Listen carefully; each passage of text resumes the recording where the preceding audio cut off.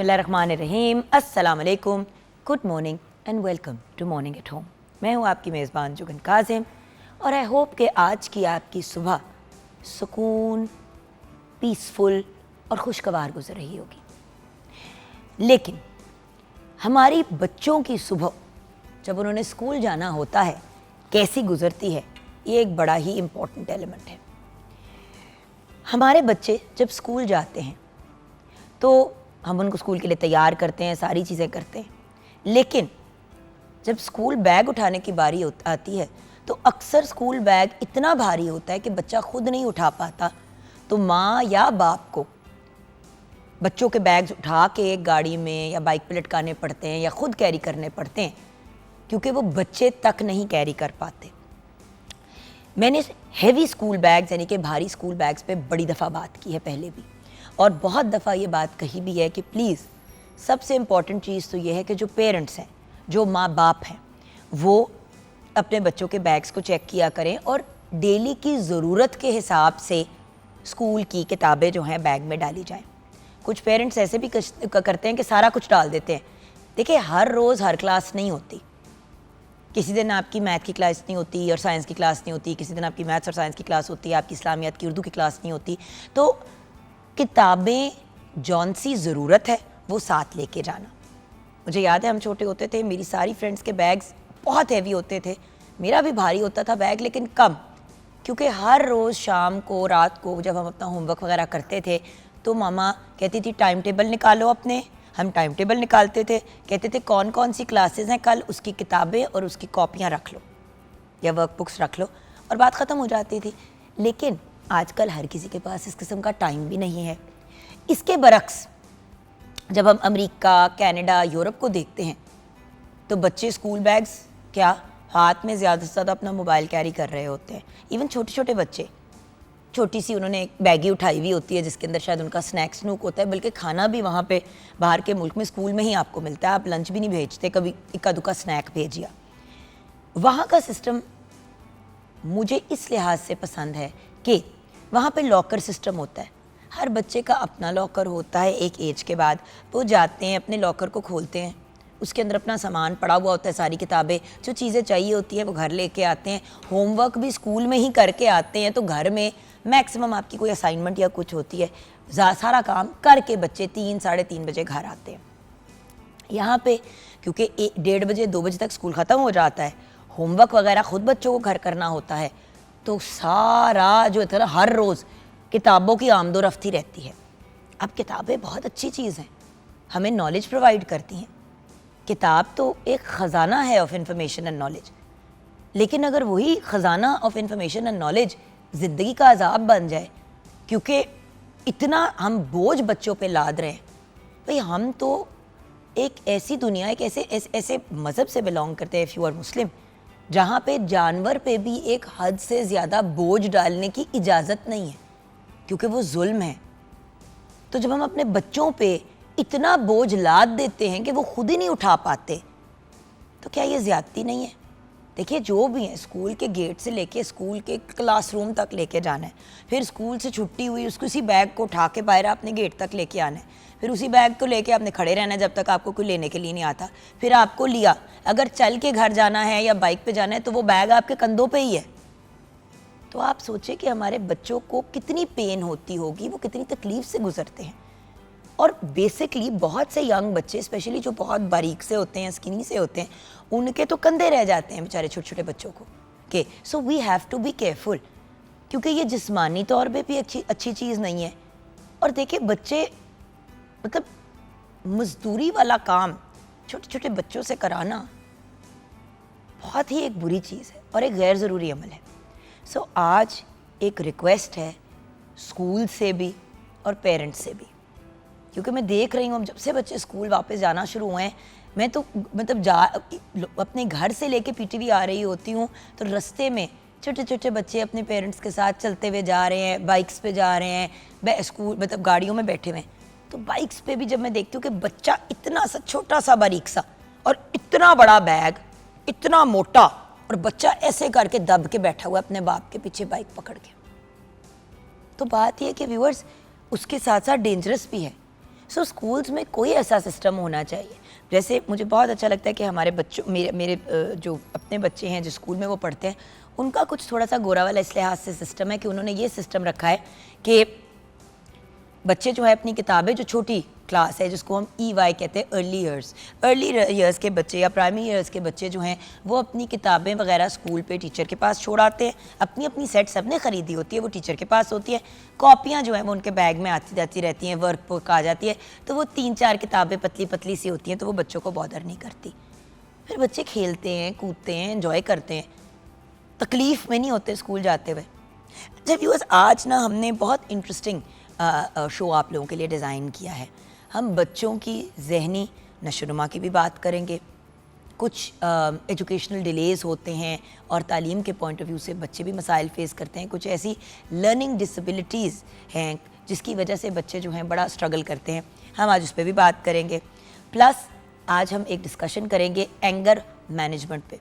जिन लोगों को गुस्सा बहुत चढ़ता है, मैं भी उनमें से एक हूँ, बट खैर गुस्सा तो सबको ही चलता है, लेकिन उस गुस्से को, जो बाय द वे बाहर की दुनिया में तो गुस्से को बीमारी कहा जाता है, इमोशन से ज़्यादा गुस्से को बीमारी कहा जाता है, तो जिन लोगों को गुस्सा चढ़ने की बीमारी ज़्यादा है, आज उनसे रिलेटेड हम बात करेंगे। ये नहीं कि वो कितने बुरे हैं जैसे कि मैं, बट एक्चुअली ये डिस्कस करेंगे कि कैसे अपने गुस्से को कंट्रोल कर सकते हैं, काबू में लेके आ सकते हैं। देखिए, अगर हमारा दिमाग हर चीज़ को कंट्रोल करता है तो अपने इस एंगर के इमोशन को भी कंट्रोल हमने अपने दिमाग से करना है। अब वो कैसे करना है वो एक बड़ी सेपरेट कॉन्वर्सेशन है और वो आगे जाके होगी। सो आइए आप किचन की तरफ बढ़ते हैं जहाँ शेफ़ सैयदा नूर हैदर हमारे साथ है। अस्सलाम वालेकुम। वालेकुम सलाम। क्या हाल है आपके? अल्हम्दुलिल्लाह, आप कैसी हैं? अल्लाह का शुक्र। अच्छा नूर जी, अभी हम बात कर रहे थे हैवी स्कूल बैग्स की। देखिए, मैंने भी बहुत भारी स्कूल बैग उठाए हैं, आपने भी उठाए हो। जी बिल्कुल। उस वक्त तो बस ये होता था कि जितनी किताबें, मतलब अगर इतनी टेक्स्ट बुक्स होती थी, इतनी कॉपियाँ होती थी। एक तो बैकपैक इतने बड़े नहीं मिलते थे, अगर मिलते भी थे तो उनको भर भर के 6-8 हफ्ते में, अगर आपका आना जाना बहुत ज़्यादा है स्कूल में ऑब्वियसली, तो आपका बैग भी फट जाता था। जी, अक्सर ऐसे होता था कि साल में 2 दफ़ा स्कूल बैग लिया जाता था, क्योंकि वो बैग वेट की वजह से फटना शुरू हो जाता था। बिल्कुल सही कह रहे हैं। तो सोचिए, बैग अगर फट रहे वेट की वजह से, तो हमारे बच्चों के कंधों का, शोल्डर्स का, गर्दन का क्या हाल हो रहा होगा।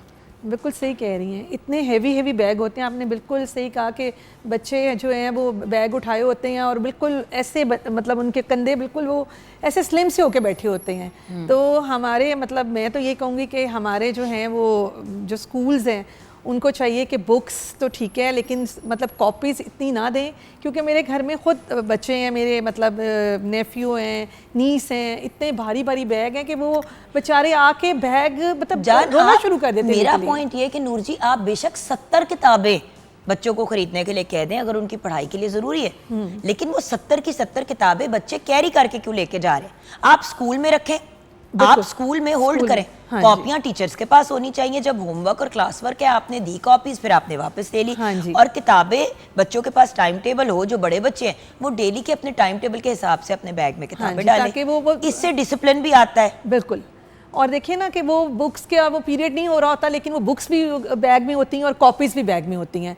तो बच्चा जो है ना वो फिर जो है ना वो बहुत, हमारे बच्चे तो आके रोना शुरू कर देते, इतने भारी बैग्स हैं कैसे उठाएं, और लिटरली मतलब रोना शुरू कर देते हैं। और आप सोचें कि कॉलेज यूनिवर्सिटी के ज़माने में जब इंसान ज़रा फिजिकली इस साइज़ का हो जाता है कि भारी बैग उठा ले, उस वक्त वो 4-6 किताबें होती हैं जो आप कॉलेज लेके आए और गए। मेडिकल की ऑब्वियसली किताबें फ़र्क होती है, बट इवन देन बिल्कुल उस वक्त भारी जब साइज आपका हो जाता है भारी उठाने वाला, तब आपने कम हो जाती हैं इतने से बच्चे 70 किलो का बैग उठा के घूम रहे हैं। बिल्कुल सही कह रहे हैं, और बैग फटना शुरू हो जाते हैं।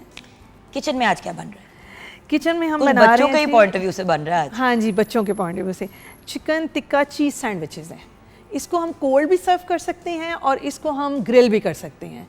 तो ग्रिल कर लेंगे तो चीज़ ज़रा मेल्ट हो जाएगी, तो वो ज़रा अच्छा क्रिस्पी भी हो जाएंगे और मज़े के भी लगेंगे। और साथ इसके बनाएंगे कोल्स्ला सैलड, और साथ इसमें फ्रेंच फ्राइज़ के साथ हम सर्व करेंगे इसको। चिकन टिक्का चीज़ सैंडविचेस के लिए मुर्ग का गोश्त चाहिए जी 1/2 kg। इसके हमने फ़िले बना लेने हैं। चिकन टिक्का मसाला 1 खाने का चम्मच, लेमन जूस 1 खाने का चम्मच, दही 2 खाने के चम्मच। इनको सबको मिला के और हमने चिकन को मैरिनेट करके हमने इसको रख देना है इन चीज़ों में। और चीज़ स्लाइस चाहिए हस्बे ज़रूरत, शिमला मिर्च चाहिए 2 अदद, गार्लिक मायो हस्बे ज़रूरत, chilli garlic sauce half cup, sweet corns half cup, mustard paste 1 चाय का चम्मच, तबेस्को सॉस 1 चाय का चम्मच, आइसबर्ग ग्लिटर हस्बे ज़रूरत, डबल रोटी 1 अदद और काले जैतून जो है वो 1/3 कप है। इसका तरीका ये है जी कि हम चिकन को मैरिनेट कर देंगे और मैरिनेट करके हम इसको ग्रिल पैन में थोड़े से ऑयल डाल के और इसको हम ग्रिल कर लेंगे और ग्रिल करके इसके छोटे मिनी क्यूब्स ये जो है ना हम काट के रख लेंगे और इसमें हम सारी अपनी वेजिटेबल और सारी सॉसेस डाल के इसका एक थिक बैटर बना लेंगे। और उसके बाद आपने जो ब्रेड के स्लाइड्स जो हैं वो साइड्स काट देनी है और उसके ऊपर आपने मायो लगाई, उसके ऊपर एक आइसबर्ग ग्लिटर का पूरा वो रख दिया आपने लीव और उसके ऊपर चीज़ स्लाइस रखा और फिर ये आपने मिक्सचर रख के और दूसरा वाला आपने स्लाइस इसके ऊपर रख के और इसको आपने ग्रिल कर लेना और फिर आपने सेंटर से काट देना है। अगर आप कोल्ड सैंडविच सर्व कर रहे हैं तो फिर इसके ऊपर आपने जब आप प्लेटर में डालेंगे तो उसके ऊपर क्लिंग फॉइल ज़रूर लगाइएगा ताकि ये ड्राई ना हो जाए। अगर जब ड्राई हो जाते हैं तो फिर आपका वो जो है खाने को भी दिल नहीं करता।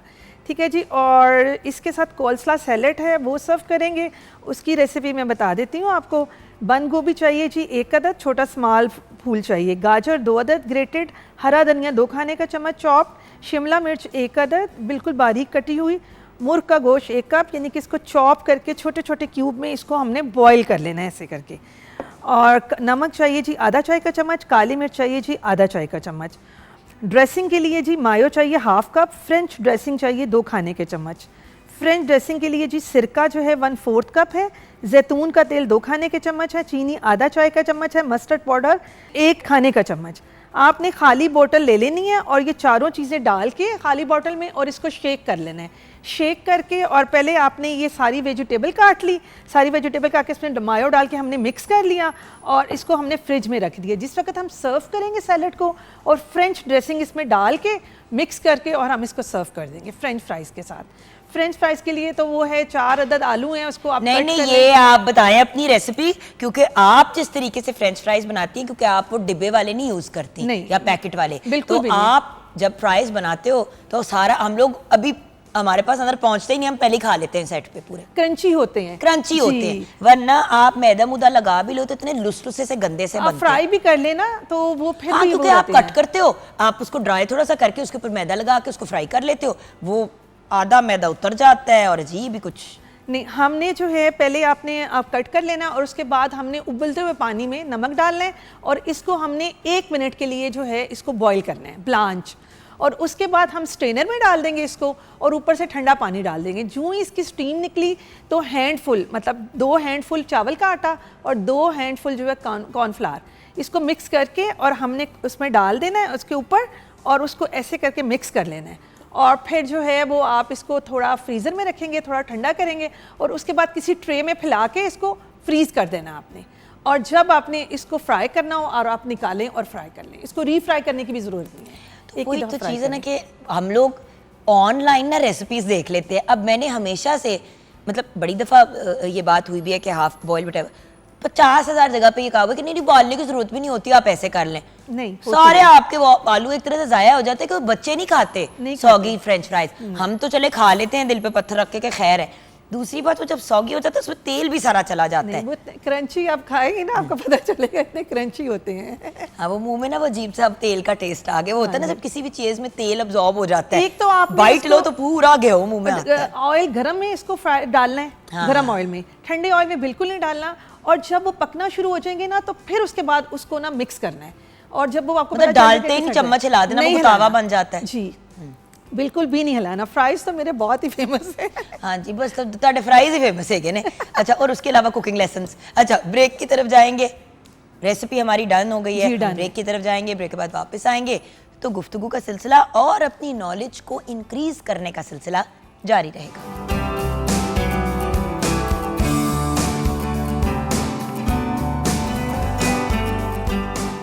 Welcome back from the break viewers. हमारे यहाँ सीखने में या लर्न करने में बच्चों को बहुत से इश्यूज़ ऑन एंड ऑफ होते रहते हैं। हमारे यहाँ क्या पूरी दुनिया में हम ये चीज़ देख रहे हैं।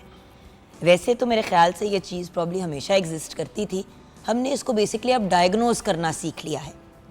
वरना अगर कोई बच्चा ज़रा सा स्लो होता था पढ़ाई में या बाकी बच्चों के साथ नहीं कीप अप कर पाता था तो कहते थे हाँ ये भोला है, बड़ा मासूम है, ये बड़ी मासूम है। बट ये नहीं रियलाइज़ करते थे कि शायद बच्चा किसी सीखने की प्रॉब्लम में मुब्तला हो गया है।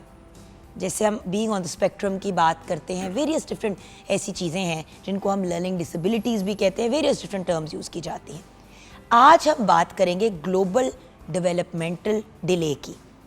ये एक ऐसी टर्म है जो बहुत इस्तेमाल हो रही है आजकल, और to be very honest over diagnose भी हो रही है कि हर बच्चा जो अब माँ बाप लेके आते हैं, कोई लेके आता है प्रॉब्लम के साथ, तो कह दिया जाता है इसको ज़रूर जो है वो GDD है, यानी कि ग्लोबल डेवलपमेंट डिले है। सो ऑब्वियसली जब नई नई किसी चीज़ पे बात होनी शुरू होती है और वो ट्रेंडिंग में आ जाता है तो हर बंदा उसके साथ अपने आप को कनेक्ट कर लेता है। तो हमने सोचा कि इस स्पेसिफिक चीज़ के बारे में हम क्लैरिटी भी लें, इससे बचा कैसे जा सकता है, अगर खुदा न खास्ता हो तो फिर इसके साथ डील कैसे करना है और आगे कैसे बढ़ना है ज़िंदगी में। जैसे किसी भी हम डिज़ीज़ या किसी भी प्रॉब्लम या किसी भी इशू को डिस्कस करके उसके सोल्यूशन की तरफ जाते हैं। देखिए मसले हर जगह व्यूअर्स डिस्कस होते हैं जब तक जो भी हल अवेलेबल है, और अगर नहीं भी अवेलेबल है तो बंदे को पता तो होना चाहिए ना, ताकि बंदा अवेयरनेस के साथ आगे बढ़े। सो मुलाकात करते हैं तो बहुत ही ब्रिलियंट डॉक्टर्स हमारे साथ है। प्रोफेसर डॉक्टर टीपू सुल्तान हमारे साथ हैं, कंसल्टेंट पीडियाट्रिक न्यूरोलॉजिस्ट हैं, हमारे शो का बहुत इंपॉर्टेंट हिस्सा है, मेडिकल डायरेक्टर हैं at the children's hospital Lahore. अस्सलाम वालेकुम। क्या हाल है आपके? बिल्कुल ठीक ठाक, आपका क्या हाल? अल्लाह का शुक्र। और डॉक्टर साहब आपके साथ बैठी हैं डॉक्टर जावेरिया रज़ा अलवी। आप कंसल्टेंट पीडियाट्रिक न्यूरोलॉजिस्ट हैं और आप स्पेशल इंटरेस्ट रखती हैं इन पीडियाट्रिक जेनेटिक्स। अस्सलाम वालेकुम। वालेकुम अस्सलाम। अच्छा डॉक्टर साहब, सबसे पहले तो चले क्योंकि आपके पास ही है तो आपसे ही शुरू करते हैं। ग्लोबल डेवलपमेंटल डिले ये क्या बला है? आप दोनों अगर पहले इसको डिफ़ाइन कर दें फिर आगे बढ़ेंगे, क्योंकि कभी कभी लगता है कि जो कह रहे हैं वो तो लग रहा है कि जैसे कोई डिस्लेक्सिक बंदे की बात हो रही है, कभी लगता है कि किसी ऑटिस्टिक बंदे की बात तो है क्या ये? और बहुत से लोग जिनको पहले ऑटिस्टिक कहा जाता था अब कहते हैं कि जो उनको ग्लोबल डेवलपमेंटल डिले था, तो यानी कि गलत डायग्नोसिस हुआ। तो जी मैं शुरू करते हैं आपसे। सबसे पहले तो आपका बहुत शुक्रिया कि आपने हमें इस शो पे बुलाया, इस अहम मौजू पे बात करने के लिए। बिल्कुल सही कहा कि ग्लोबल डेवलपमेंटल डिले की टर्म बहुत कॉमनली इस्तेमाल हो रही है, राइटली भी एंड समटाइम्स ओवर डायग्नोज भी होता है। ग्लोबल डेवलपमेंटल डिले से पहले आई वुड वांट कि मैं डेवलपमेंट की ऊपर ज़्यादा जोर दूं कि जो नॉर्मल डेवलपमेंट है वो एक्चुअली है क्या, और फिर हम किस टाइम पे उसको ग्लोबल डेवलपमेंटल डिले कहेंगे। बिल्कुल सही। तो नॉर्मल डेवलपमेंट जिस्मानी और जहनी नशोनुमा है जो कि एक बच्चा डिफरेंट अपने एज ग्रुप्स में अचीव करता है। जैसे इस फॉर एग्ज़ाम्पल एक बच्चा 3 से 4 महीने में गर्दन संभालता है, 6 से 7 महीने में बैठना शुरू करता है, फिर वो बग़ैर सहारे के बैठता है, साल 1.5 साल तक वो चलना शुरू करता है। इसी तरह ये ग्रॉस मोटर डोमेन में आता है। इसी तरह जिस तरह वो चीज़ को पकड़ता है, मुंह में लेके आता है, दूसरे हाथ में लेके जाता है, ब्लॉक्स बनाता है। जिनको अक्सर हम कहते हैं कि बच्चों का माइलस्टोन क्या है, कि माइलस्टोन्स क्या वो अपने रीच करें वो नहीं। आपको यूजुअली, अब अल्लाह का शुक्र है कि अब पीडियाट्रिशियंस भी इतने ज़्यादा अवेयर हो गए हैं, जब आप बच्चे को लेके जाते हैं तो वो कहते हैं कि जी अगले 3-4 माह में अब इसको ये काम कर लेने चाहिए। अगर कहीं पे डिले आपको लगे या मसला हो तो ज़रूर चेकअप के लिए वापस लाइए। बिल्कुल शुक्र है कि आप पीडियाट्रिशियंस ये करते हैं, वरना उनको पहले सिर्फ जिस्मानी बीमारी का होता था। बिल्कुल अब टोटल पैकेज को माशाल्लाह पीडियाट्रिशियंस भी देखते हैं, कम से कम राइट डॉक्टर के पास आप भेज देते हैं जी। और यूजुअली ये हर वेल बेबी विजिट पे भी देखा जाता है अब, क्योंकि इसकी अवेयरनेस भी बढ़ती जा रही है पेरेंट्स के बीच में भी और डॉक्टर्स में भी। तो जब ये सारे डोमेन जैसे मोटर डोमेन है, स्पीच डोमेन है, बोलने का, देखने का, विजन है, और इन दी एंड जब ये सारे लिंक टुगेदर होके एक सोशल डोमेन बनाते हैं, तो इन चारों डोमेन्स में मेन अगर 2 डोमेन्स में 2 या 2 से ज़्यादा डोमेन्स में अगर डिले आ रहा है तो हम कहते हैं ग्लोबल डेवलपमेंटल डिले। समझ आ गया। तो ये ऑल टुगेदर ऐसे सिंगल स्पीच डिले पे आप ग्लोबल डिले नहीं कह सकते। जैसे ऑटिज़म की बात आपने की कि पहले ऑटिस्टिक इनको कह दिया जाता था, जो अब चेंज होकर GDD में कन्वर्ट हो गया। तो ऑटिज़म में सबसे पहली चीज़ तो आती है जब उनका स्पीच डिले आता है। बाद में लेटर ऑन हमें पता चलता है कि उनके सोशल इश्यूज़, सोशल इंटरेक्शन में इश्यूज़ हैं, तो इनिशियली तो एक डोमेन में डिले है। जैसे कि ना बड़ी दफ़ा लोग व्यूअर्स घूम के कहते हैं कि अल्लाह हमारा बच्चा तो 2 साल की उम्र तक नहीं बोला, कोई बात नहीं है, टेंशन ना लो। और फैमिली से भी रिलेट करते हैं कि इसके अब्बू भी लेट इसके अब्बू भी थे तो इसकी फूफी भी थी तो इसकी चाची भी थी।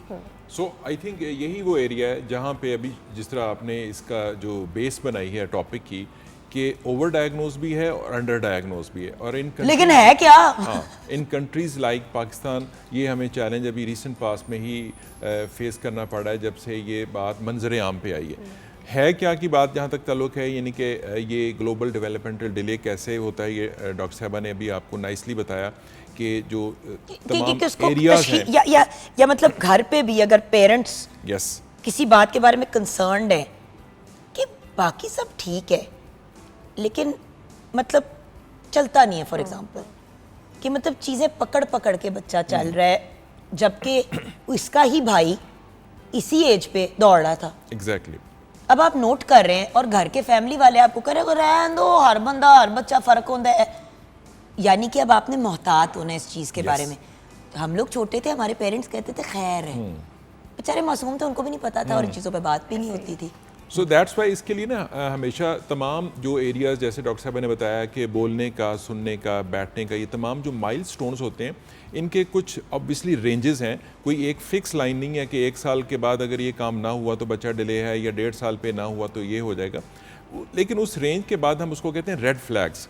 अगर किसी भी चीज़ का रेड फ्लैग बच्चे ने क्रॉस कर लिया है, वो लाइन रेड फ्लैग की लाइन क्रॉस कर ली है, then they should immediately consult a nearby doctor और द चाइल्ड पीडियाट्रिशियन, और अगर मोस्ट स्पेसिफिकली मैं बात करूं तो पीडियाट्रिक न्यूरोलॉजिस्ट जिनका ये डोमेन है कि आप उसको उसकी कोई न्यूरोलॉजिकल काज को एवेलुएट करने की तरफ जाएं।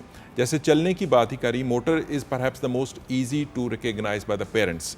तो 1.5 साल का एक हमने 18 माह का बेंचमार्क बनाया हुआ है, रेड फ्लैग है कि अगर एक बच्चा 1.5 साल तक भी नहीं चलता तो फिर ये पॉइंट ऑफ अलर्ट है, उस पर पीडियाट्रिशियन को या जनरल प्रैक्टिशनर को देखना चाहिए, एवेलुएट करना चाहिए। बट ये तो एक चीज़ है ना, ये एक चीज़ है, और ये क्योंकि सबसे ये और बोलना सबसे ज़्यादा एक ऑब्वियस चीज़ है ना, वो आपको आप देख सकते हैं। बहुत सी ऐसी चीज़ें जो स्पेशली अगर आप पहली दफ़ा माँ बन रहे हैं और पहली दफ़ा आपका बच्चा हो रहा है और ज़्यादा बच्चों के साथ और रहा भी वो इंटरेक्शन, छोटी छोटी चीज़ें जो मिस कर जाते हो आप। तो उसके लिए एक ऑब्वियसली जो अभी शुरू में हमारी डिस्कशन में बात आ रही थी कि वेल बेबी क्लिनिक में पीरियोडिक विजिट्स होते हैं। वेस्टर्न कंट्रीज़ के अंदर इस काम के लिए हेल्थ केयर वर्कर्स होते हैं, दे मे नॉट बी डॉक्टर्स, लेकिन उनको ये माइलस्टोन्स के बारे में एक इनिशियल बता दिया जाता है और वो स्क्रीन कर रहे होते हैं।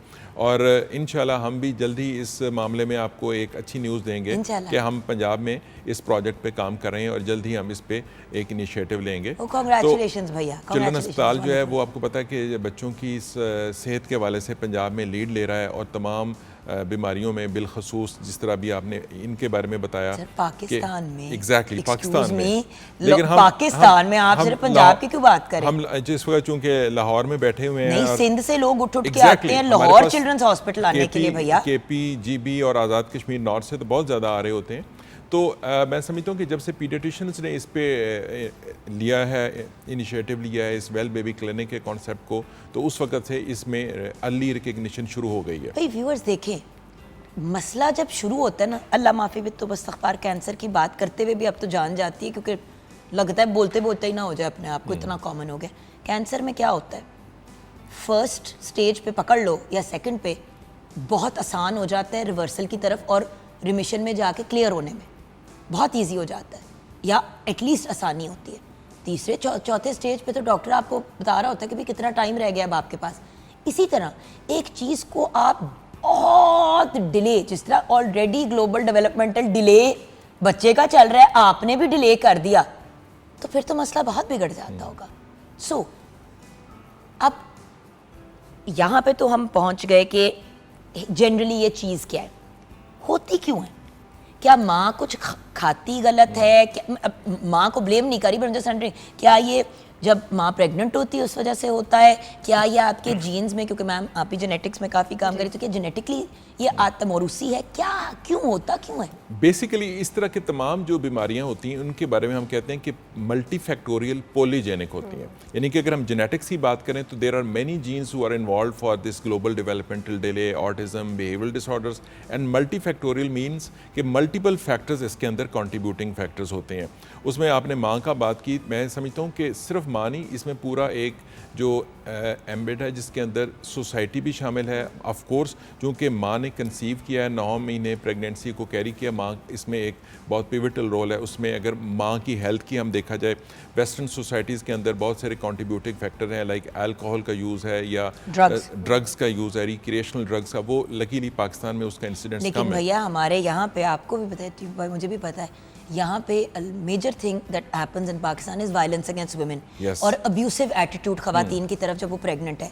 इवन जब सास घूम के बाजू पे धमकी मार के कहती है तू को पहली लड़की तो नहीं है जिसका बच्चा हो रहा है, चल उठ काम कर, तो वो भी एक जहनी तौर पे उस बच्ची को डिस्टर्ब करती है चीज और उसके सारे असरात उस बच्चे पे। इमोशनल ट्रॉमा, साइकोलॉजिकल ट्रॉमा, हमारे यहाँ फिजिकल वायलेंस और इमोशनल वायलेंस मेरे ख्याल से। उसके बाद बहुत ज़्यादा इंपॉर्टेंट जो है वो है इन्फेक्शंस। पाकिस्तान में फॉर वेरियस रीजंस, वेदर वो इन्फेक्शन जो है वो लैक ऑफ वैक्सीनेशन की वजह से हो रहे हैं उस माँ को, उस प्रेग्नेंट माँ को, या वो उसकी मेल न्यूट्रिशन की वजह से उसकी सेकेंडरी इम्यूनिटी कॉम्प्रोमाइज़ हुई है उस वजह से हो रहे हैं, या ओवर क्राउडिंग घर पे इतनी है कि एक कमरे में कई अफराद मुकीम है तो एक का इन्फेक्शन दूसरे को कर रहा है। तो ड्यूरिंग प्रेगनेंसी ये तमाम इन्फेक्शन जो है वो बहरहाल उस बच्चे की हेल्थ पे असरअंदाज हो रहे होते हैं। लेकिन डॉक्टर साहब एक बात जो हम लोगों ने अर्लियर की भी चाहूँगी आप इस पे भी जवाब दें, तो यानी कि फिर हम इससे जान कैसे छुड़ाएं? अगर एक खातून कहती, अगर बच्ची मतलब एक लड़की परेशान है कि मेरा बच्चा चल नहीं रहा, उसकी माँ आगे से घूम, उसकी बच्चे की जो ग्रैंड मदर है ना, दादी जो है वो घूम के कहती है कि ऐदा प्यो भी बड़ा लेट बोलिया सी ते चला भी लेट सी ते ओदा प्यो भी, तो आप समझ रहे हो यानी कि ये जनरेशनल चल रही है चीज़। क्या ग्लोबल डेवलपमेंटल डिले जनरेशनल भी होती है? यहाँ पे मैं एम्फसाइज करूँगी जो यानी कि अगर बाप भी था और उसका बाप है तो मतलब क्या है?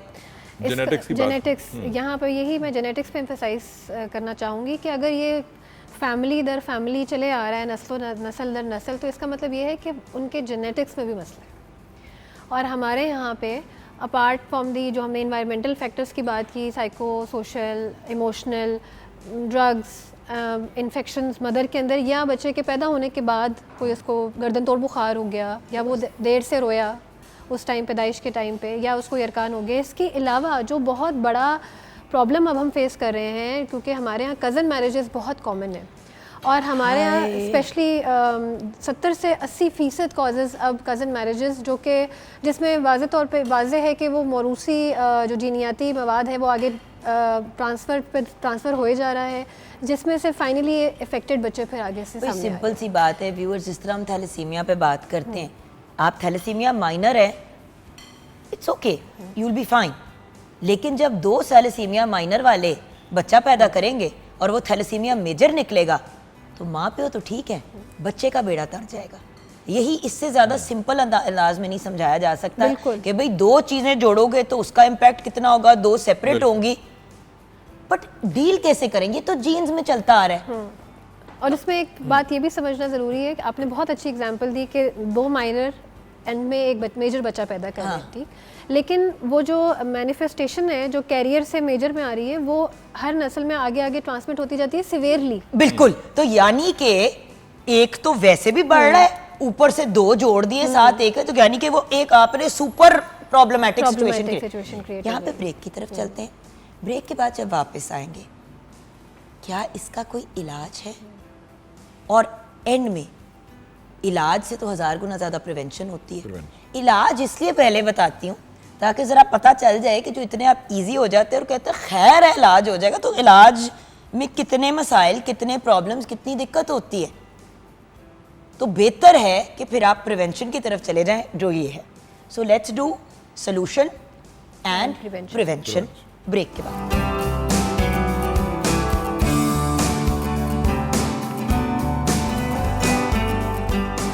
Welcome back from the break viewers. Professor doctor Tipu Sultan हमारे साथ हैं, डॉक्टर जावेरिया रज़ा अलवी हमारे साथ हैं। वैसे तो दोनों doctors in their own right are more than enough to talk about this topic. दोनों को बिठाने का रीज़न बेसिकली ये है कि एक्चुअली मेरा तो दिल था कि 15 लोगों का फोरम बैठे और आप लोगों को बताया कि ये मसला कितना बड़ा है, और सारे जो डॉक्टर्स हैं, मतलब अगर हम पीडियाट्रिक फील्ड की बात करें और स्पेसिफिकली पीडियाट्रिक न्यूरोलॉजी की बात करें तो सबका ही ये कंसर्न है। क्योंकि व्यूअर्स ऑब्वियसली डॉक्टर की भी रोजी रोटी चलती है अगर उसके पास पेशेंट आए, लेकिन अगर डॉक्टर के पास इतने पेशेंट एक ही प्रॉब्लम पे बार बार आ रहे हैं तो और किसी चीज़ के ऊपर फिर बंदा फोकस नहीं कर पाता। एंड पाकिस्तान जैसे मुल्क में जहाँ पे वैसे ही इतना ज़्यादा बल्ज है ऑफ 60-70% हमारी पॉपुलेशन 30 साल की उम्र से कम है व्यूअर्स, तो इन बच्चों को, इस यूथ को हम एक सॉलिड फ्यूचर बना के नहीं आगे भेजेंगे दुनिया में तो क्या होगा। सो डॉक्टर साहब, क्या इसको क्या कहेंगे, बीमारी कहेंगे, मर्ज कहेंगे, क्या इसको कहेंगे, इस चीज़ को लर्निंग डिसेबिलिटी कहेंगे, व्हाट इज़, इसको बुलाते क्या हैं, इसकी टर्म क्या होगी, किस कैटेगरी में आता है और इसका इलाज है? देखें, हम इसको बीमारी कहें, मर्ज़ कहें, लर्निंग डिसेबिलिटी कहें या कोई भी नाम दें, बहरहाल हमें इसके इलाज और बचाव की तरफ जाने की ज़रूरत है। डॉक्टर साहब, हमने ये तो बात सॉरी हमने ये तो बात की नहीं कि इसका वर्स्ट केस सिनारियो क्या है। हमने ये तो बात कर ली कि ये डिलेज आ रहे हैं, ये वर्स्ट केस सिनारियो पहले मुझे बता दें कि अल्लाह ना करे कि ये अनडायग्नोज चलता जाए तो क्या हो सकता है? हाँ, इन केस ऑफ अनडायग्नोज, जिस तरह कि अभी शुरू में आपने मल्टीपल टाइम पे जिक्र किया कि आज से कुछ अर्सा पहले तक कह देते थे कि इसका बाप भी देर से बोला था, माँ भी देर से चली थी, तो उसको खासी हद तक इग्नोर करते रहे, इग्नोरेंस में रहे और 4-5 साल गुजर गए। ठीक है। अब अगर ये खाली लर्निंग डिसेबिलिटी है या इंटेलेक्चुअल डिसेबिलिटी है तो that might not, in that scenarios they might not worsen the situation, लेकिन in case of a genetic problem with autism and associated comorbid conditions like epilepsy, तो उसमें बहुत हद तक इम्कान है कि ये चीज़ें वर्स होना शुरू हो जाएंगी और उसमें लेटर स्टेज में उसके सिग्निफिकेंट बिहेवियरल डिसऑर्डर्स और सीजर्स भी आने शुरू हो सकते हैं। ये उसका एक वर्स सिनेरियो है। यानी कि अगर आप इसको अनडायग्नोज छोड़ें और फिर आप देखें ना व्यूअर्स, ये जानलेवा डायरेक्टली नहीं है, लेकिन इससे कनेक्टेड इतनी और चीजें हो जाती हैं कि फिर ये जानलेवा हो जाती है। कभी कभी बुखार आपको नहीं मारता, लेकिन बुखार कंट्रीब्यूटिंग फैक्टर होता है ऑफ डेथ। अब अगर सीजर्स हैं, एपिलेप्सी है और वो स्टेटस एपिलेप्टिकस जो बहुत लंबा दौरा जिसको हम कहते हैं, खुदा ना खास्ता वो बहुत लंबा दौरा जो है वो जानलेवा भी हो सकता है। तो इसलिए बहुत ज़रूरी है कि राइट इन द बिगिनिंग बीमारी की तशख़ीस हो, उसका इलाज हो, और जिस तरह लास्ट में हम डिस्कस करेंगे प्रिवेंशन के बारे में तो वो हम अभी बात करते हैं। लेकिन इलाज, कोई टेस्ट है? हाँ, इलाज के लिए वही मैं बताने लगा हूँ कि अगर उसमें सीजर्स आ रहे हैं, फिट्स पड़ रहे हैं, तो उसके लिए तो एक स्टैंडर्ड टेस्ट होता है जिसको EEG कहते हैं, जिस पे हमने गुज़श्ता प्रोग्रामों में बात भी की है। लेकिन इस वक्त हम आज के प्रोग्राम में चूँकि लर्निंग डिसेबिलिटी और इंटेलेक्चुअल डिसेबिलिटी या GDD की बातें कर रहे हैं, इसमें हमें उसकी पहले तो डिटेल हिस्ट्री लेनी होती है, उसका एग्जामिनेशन करना होता है, और इन्वेस्टिगेशन का ताल्लुक इस हिस्ट्री और एग्जामिनेशन के बाद डिटरमिन होगा। इट कुड बी सिंपल कि हम उसके अंदर कोई क्रोमोसोम का टेस्ट कर लें, फॉर एग्जांपल अगर वो डाउन सिंड्रोम है तो उसमें हम क्रोमोसोम को देख लेंगे। अगर वो हमें लगता है कि ये कोई फ्रेजाइल एक्स सिंड्रोम जो कि मेल में होता है, हम उसका टेस्ट कर लेंगे। अगर हमें शक पड़ता है कि इट कुड बी हाइपोथायराइडिज्म तो हम थायराइड का प्रोफाइल चेक कर लेंगे। बट इन मैनी केसेस बाज़ दफ़ा हम देखने के बाद, एवेल्यूएशन करने के बाद क्लिनिकल डायग्नोसिस दे देते हैं GDD का, बगैर किसी इन्वेस्टिगेशन के। तो मैं व्यूअर्स को यहाँ पे ये ज़रूर कहना चाहूँगा कि देखिए, डॉक्टर्स जो हैं, मुतलका शोबे के डॉक्टर, पर्टिकुलरली जो न्यूरोलॉजिस्ट हैं या maybe the paediatricians, they are able to pick and label a child with these sort of diagnosis without any investigation. तो हमें हर बार इस चीज़ के इंतज़ार में नहीं रहना चाहिए कि किसी भी बीमारी की तशख़ीस के लिए 100% जो है वो टेस्ट रिक्वायर्ड है। बिल्कुल सही, क्योंकि देखिए अगेन कुछ ऐसी चीज़ें होती हैं उनकी क्लिनिकल रिप्रेजेंटेशन ही, जैसे टेस्ट आ गया आपका टाइफाइड का नेगेटिव, लेकिन सारा कुछ चल टाइफाइड वाला ही रहा है आपके साथ, तो कभी कभी डॉक्टर कहेगा कि डजंट मैटर कि ये नेगेटिव है, मैं कोर्स वही करूँगा। बिकॉज इस व्यूअर्स बड़ी दफ़ा चीज़ पकड़ी नहीं जाती। टेस्ट जो है वो, देखिए टेस्ट इतने भी वो 100% एक्यूरेट नहीं हो पाते, कभी कभी रह जाती है कोई चीज़। और सिंपल बात है, बंदा बीमार आज हुआ है, उसका रिपोर्ट आनी है 6 दिन के बाद, तो रिपोर्ट आने तक ट्रीटमेंट भी तो करनी होती है। सो अब इलाज की तरफ जाते हैं।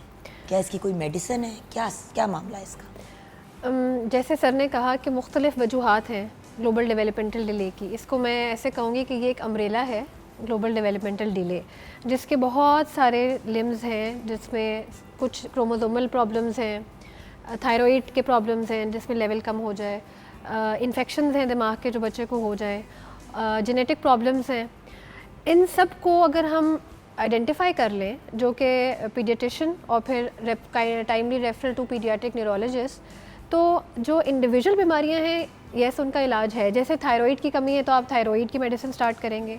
डाउन सिंड्रोम है तो उसमें डाउन सिंड्रोम के अंदर मेन जो इलाज है वो थेरेपीज़ के साथ है, अलॉन्ग विद जो उसकी कॉम्प्लिकेशन आएगी उसकी स्क्रीनिंग है।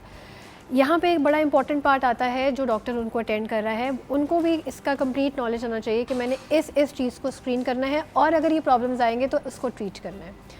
इसी तरह जेनेटिक प्रॉब्लम्स हैं, जेनेटिक प्रॉब्लम्स में आने वाले जो प्रॉब्लम्स हैं जैसे कि एपिलेप्सी, झटकों का मसला हो गया, पट्ठों का खिंचाव हो गया, चलने की दिक्कत जो खिंचाव की वजह से हो रही है, उसमें दवाइयाँ हैं जो पट्ठों को रिलैक्स करें, झटकों के लिए दवाइयाँ हैं जो झटकों को ट्रीट करें। ये मेनली ट्रीटमेंट सिम्टम बेस्ड हो जाता है, जो सिम्टम उस ग्लोबल डेवलपमेंटल डिले के साथ एसोसिएटेड है या उसका डायरेक्टली कॉज कर है। जो इसका सबसे बड़ा ट्रीटमेंट एस्पेक्ट है वो है रिहेबिलिटेशन, फिज़िकल थेरेपीज़। जो प्रॉब्लम्स आ गए हैं और हमने उनको टाइमली ट्रीट भी करना शुरू कर दिया है, लेकिन वो थोड़ा डेफिसिट छोड़ के जाता है, तो उसका जो बेहतरीन इलाज है वो थेरेपीज़ है। अच्छा, मैं विद ऑल ड्यू रिस्पेक्ट अब प्रिवेंशन के बाद इस चीज़ को ज़रूर एड्रेस करना चाहूँगी। कुछ अगर देखें ना कि अब इतना सारा कुछ करना पड़ता है आपको। मेरे अपने जानने वालों में, फ्रेंड्स वगैरह में, there are children who are autistic, who are on the spectrum, जिनको ग्लोबल डेवलपमेंटल डिले है, डेवलपमेंट डिले है, ये सारा कुछ है। उनका खर्चा, सॉरी देखिए, रोजी रोटी आप कितनी भी कमा लें, एक बच्चा आपका जो जिसको एक नॉर्मल की कैटेगरी में आता है, वैसे तो नॉर्मल कोई भी नहीं होता, हर बंदा यूनिक होता है, बट एक नॉर्मल हेल्थ की कैटेगरी में एक बच्चा आता है, उसका खर्चा आपको 10,000 पर मंथ पड़ रहा है। जो बच्चा ऐसे डिलेज में मुब्तला है या ऑटिज़म वगैरह में, उनका तो महीने का खर्चा लाखों का है अगर वो साहिब हैसियत है। अगर वो साहिब हैसियत नहीं है तो कौन कराएगा ये थेरेपियाँ जाके डॉक्टर साहबा? देखिए, अफोर्ड करने वाला कर सकता है, इसका कोई सिस्टम ही नहीं है हमारे यहाँ। उसके लिए मैं ये समझता हूँ कि जो बेहतरीन कनाडा, अमेरिका में तो आप गवर्नमेंट की जिम्मेदारी है। मैं हमेशा से कहता होता हूँ अपने पेरेंट्स को, पेशेंट्स को, कि माँ बेहतरीन थेरेपिस्ट होती है। तो मेरी एक अप्रोच होती है कि बजाय इसके कि माँ या फैमिली बच्चे को रोज़ किसी थेरेपी सेंटर में लेके जाए, अगर माँ बहुत ज़्यादा पढ़ी लिखी नहीं भी है तो माँ को अल्लाह ताला ने ये सलाहियत दी होती है, कुदरती सलाहियत होती है, इन बिल्ट उसके अंदर प्रॉपर्टी है। जिस तरह वो नॉर्मल बच्चे को पाल रही होती है तो वो ये चीज़ें भी बहुत तेज़ी से लर्न कर लेती है। तो अगर हम माँ को ट्रेन कर दें, उसको गाइड कर दें, थेरेपिस्ट जो हैं कि उसमें physiotherapy, occupational therapy, behaviour therapy और इवन स्पीच थेरेपी, और वो माँ महीने में एक दिन या डिपेंडिंग अपॉन द नीड शुरू में 2 या 3 दफ़ा महीने में आके और उसके बाद वंस इन अ मंथ आके थेरेपिस्ट को मिल भी ले और अगला सेशन भी ले ले। जिस तरह हम नॉर्मल एजुकेशन में सेमेस्टर सिस्टम की बातें करते हैं, तो सेमेस्टर सिस्टम यही होता है ना कि आप 1 बार 2 बार कॉन्टैक्ट सेशन होता है, उसके बाद आप काम करते रहते हैं। आजकल तो कोविड ने हमें वैसे ही ऑनलाइन का बहुत एक सिखा दिया है। बाय द वे, आपने कोविड की बात की तो ग्लोबल डेवलपमेंटल डिले, बहुत से लोग कोविड की वैक्सीन के जिम्मे भी डाल रहे हैं। नहीं, लेकिन ये पहले से है कोविड के साथ। बहरहाल नहीं कि जिन लोगों ने वैक्सीन लगाई उनको बार बार हो रहा, उनके बच्चों, उन खवातीन जब वो प्रेग्नेंट हुई तो उनके बच्चों को। अच्छा, दूसरी बात, औरत प्रेग्नेंट थी, अब ये भी एक, क्योंकि अब इतना टाइम गुजर गया ना, इतना मतलब जिनको शुरू में वो व्हाटएवर, तो बहुत से लोग ये कह रहे हैं कि उनके बच्चे अब आगे होंगे तो उनको होगा। या अगर आपको बार बार कोविड हुआ है तो ग्लोबल डेवलपमेंट डिले, अगर आप प्रेग्नेंट थे तो हो जाएगा। मतलब ऐसा कंफ्यूज किया हुआ है लोगों को। मेरा ख्याल है ये कंफ्यूजन हर एस्पेक्ट पे चल रही है जब से हम कोविड के फेज से गुजरे हैं। तुम्हें बहुत ज़्यादा खांसी आती है, ये कोविड की वजह से। भाई निकल गया, मुक गया, मतलब है बट मतलब मुक गया ना, वो बुरा वाला वक्त तो अल्लाह का शुक्र है निकल गया। खैर, sorry, coming back to what you were saying doctor. तो मैं ये कहना चाह रहा था कि इसमें डेफिनेटली ये टाइम भी लंबा है, इसमें इसके फाइनेंशियल इम्प्लीकेशंस भी हैं। तो जिस तरह मैं रोल ऑफ मदर पर्टिकुलरली बता रहा था कि माँ को अल्लाह ताला ने भी सलाहियत दी है, और अगर माँ बहुत ज़्यादा तालीम याफ्ता नहीं भी है तो इवन देन भी ये मुमकिन है कि माँ ये बहुत सारी चीज़ें सीख के तो अपने बच्चे की थेरेपी जो है वो मेंटेन कर सकती है। नाउ प्रिवेंट कैसे कर सकते हैं इसको? इतने 1000 फैक्टर हैं, कोई एक भी हो जाए तो फिर ये चीज़ हमारे बच्चों No को हो doubt. सकती है। तो ma'am, prevention and sir prevention जी। जहाँ तक रही जेनेटिक फैक्टर्स की बात, जो ये सारा कुछ करें, तो उसमें जैसे आपने पहले कहा था कि इलाज से बेहतर है कि एहतियात की जाए। तो जो हमारा सबसे बड़ा फैक्टर जो कि हम इजीली आइडेंटिफाई कर रहे हैं वो इस टाइम पे कज़न मैरिजेस वाला है। अगर हम इसको इतनी अवेयरनेस अपनी आवाम तक और अपनी फैमिलीज़ तक पहुंचाएं कि इस जो कज़न मैरिजेस के रुझान से ज़रा बैक आउट करें, और फैमिलीज़ की जो शादियां हैं इवन अब तो इंटर कास्ट मैरिजेस पे भी अब तो इश्यूज़ देखे जा रहे हैं। तो एक तो ये कि हमें इस ट्रेंड को थोड़ा सा ब्रेक करने की ज़रूरत है, जो हम नस्ल दर नस्ल कज़न्स में शादियां कर रहे हैं। उससे ये होगा कि हमारे जो जेनेटिक प्रॉब्लम्स हैं वो कुछ से काफ़ी हद तक शायद हम उसको कंट्रोल बेहतर हो जाएंगे, बेहतर हो जाए। दूसरा जो इन्वायरमेंटल फैक्टर्स की जहाँ तक हमने बात की थी शुरू में, जो कि मदर की ड्यूरिंग प्रेगनेंसी कुछ कॉज करते हैं प्रॉब्लम्स, वो अवेयरनेस, उसमें सबसे बड़ा जो मैं कहूँगी प्रिवेंशन है ना, वो है कि हम लोगों को अवेयर करें कि ये फैक्टर्स बहुत इंपॉर्टेंट, उतने ही इक्वली इंपॉर्टेंट है जितने शायद जेनेटिक्स है। बिल्कुल। और मदर की वेलबींग सबसे इम्पॉर्टेंट फैक्टर है जिसको मेंटेन करना चाहिए जब वो उस टाइम से गुजर रही होती हैं। बाकी जो बच्चा पैदाइश पे नहीं रोया या उसको जॉन्डिस बहुत ज़्यादा हो गया जिसकी वजह से उसको बाद में डिले और खिंचाव का मसला रहता है, उन चीज़ों को टाइमली उस टाइम पे एड्रेस करना भी बहुत ज़रूरी है। क्योंकि व्यूअर्स ये जो सोच है ना कि बच्चा बड़ा होगा तो ठीक हो जाएगा, वो भाई बच्चा ठीक बच्चा होगा तो आगे जाके ठीक बड़ा बनेगा ना। तो डॉक्टर साहब, आपका पैगाम एंड प्रिवेंशन पे बात को क्लोज करें। देखिए, मैं अब जेनेटिक्स की बात तो डॉक्टर साहिबा ने कर दी। मैं जेनेटिक्स के अलावा जो अदर फैक्टर्स हैं, कंट्रीब्यूटिव फैक्टर, जो मैं समझता हूँ कि प्रिवेंट वो भी हो सकते हैं, उनकी बात करूँगा। जिसमें सबसे अहम जो है वो इन्फेक्शंस और न्यूट्रिशन, और शुरू में हमने बात की इमोशनल और साइकोलॉजिकल हेल्थ की, और उस एनवायरनमेंट की जिसमें 9 महीने माँ ने प्रेगनेंसी को कैरी करना है। तो मैं समझता हूँ कि रेगुलर जो नॉर्मल प्रेगनेंसी की मॉनिटरिंग है थ्रू अ क्वालिफाइड डॉक्टर और LHV नर्स, वो एक होनी चाहिए। उसके बाद बहुत अहम फैक्टर जो है वो है at the time of birth, delivery, कि वो किस एनवायरनमेंट में हो रही है। अभी तक के स्टैटिस्टिक्स बताते हैं कि पाकिस्तान में तकरीबन 2/3 तक जो बर्थ्स हैं वो अनसुपरवाइज्ड वर्कर्स के हाथों में हो रही हैं। सेप्टिक शॉक में चले जाते Exactly. हैं, और अक्सर ऐसे होता है जब नॉर्मल डिलीवरी नहीं हो पा रही होती, और क्योंकि ना चेक किया होता है, ना प्रॉपर कोई ट्रेन प्रोफेशनल होता है, घर का ही कोई बड़ा बच्चा डिलीवर कर रहा होता है, और एग्जैक्टली या माँ की डेथ हो जाती है, या उस बच्चे वक्त की। का जो नुकसान, डैमेज बच्चे को पहुंचता है, उसके दिमाग को पहुंचता है, वो आने वाले महीनों में, सालों में बहुत सारी जो लर्निंग प्रॉब्लम है, डेवलपमेंटल डिलेज हैं या ग्लोबल डेवलपमेंटल डिले हैं, इवन सीजर्स और बहुत सारे प्रॉब्लम को आगे जन्म दे रहा होता है। तो मैं समझता हूँ ये तमाम ऐसी चीज़ें हैं जो हम प्रिवेंट कर सकते हैं, starting from the cousin marriages, genetics, infections, mail nutrition, vaccination और जो सुपरवाइज्ड डिलीवरी है। उसके बाद initial few months two years में अगर बच्चे की मुकम्मल वैक्सीनेशन है, उसकी अच्छी न्यूट्रिशन है, ग़िज़ा उसको मुकम्मल मिल रही है, तो बहुत सारे इन्फेक्शन से वो बच्चा बच सकता है। फॉर एग्जांपल मीज़ल्स, आजकल डिप्थीरिया हम अभी तक देख रहे हैं, पोलियो की हम बातें और अक्सर बाय द करते वे रहते हैं। और MMR के जो इंजेक्शंस नहीं लगवाते लोग अपने बच्चों को, ये जो थियरीज हैं कि इसकी वजह से ऑटिज्म हो जाता है, इसकी वजह से ये हो जाता है, वो हो जाता है, तो उससे वो बीमारियां अगर हो जाती हैं जिनकी प्रिवेंशन के लिए हम वो लगा रहे होते हैं। मतलब देखिए, अगर एक पूरे मुल्क ने मुफ्त के आपको इंजेक्शन लगा रहा है, तो बाहर के मुल्क भी हमारे ऊपर नजर रखते हैं, चेक्स एंड बैलेंसेस रखते हैं। तो हम पागल तो नहीं है ना कि वो वाले, और ये टीके पूरी दुनिया में लगते हैं, और पूरी दुनिया में बहुत से लोग हैं कि हम नहीं लगवाएंगे अपने बच्चों को ये वाला। फिर जब वो बीमारी होती है, आप देखिए लड़कों को 13-14 साल की उम्र पे मीजल्स हो जाए तो एक बड़ी मेजर चीज होती है, वो स्टेराइल हो जाते हैं, वो आगे बच्चे नहीं कर सकते लड़के, 1000 बीमारियां हो जाती हैं। बिल्कुल।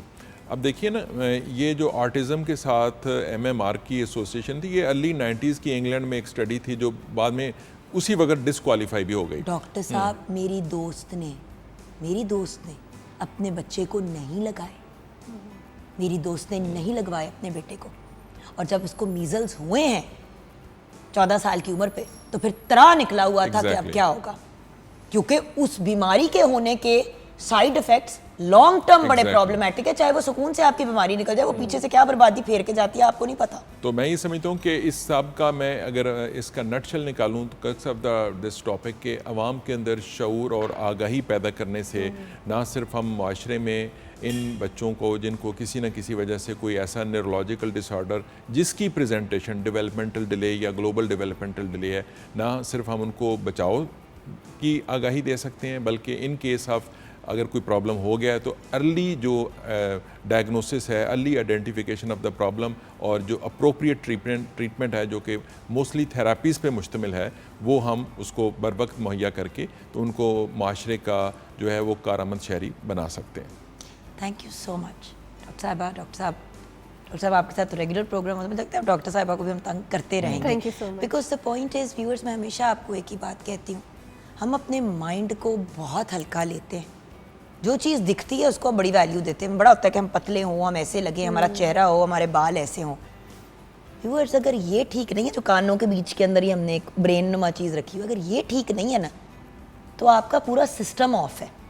There is a reason why paediatrics में अब न्यूरोलॉजी पे इतना फोकस किया जा रहा है, स्पेशलाइजेशंस की जा रही हैं, क्योंकि अगर फाउंडेशन स्ट्रॉन्ग होगी तो उसके ऊपर आप कितनी भी बड़ी बिल्डिंग खड़ी कर दें, वो गिरेगी नहीं।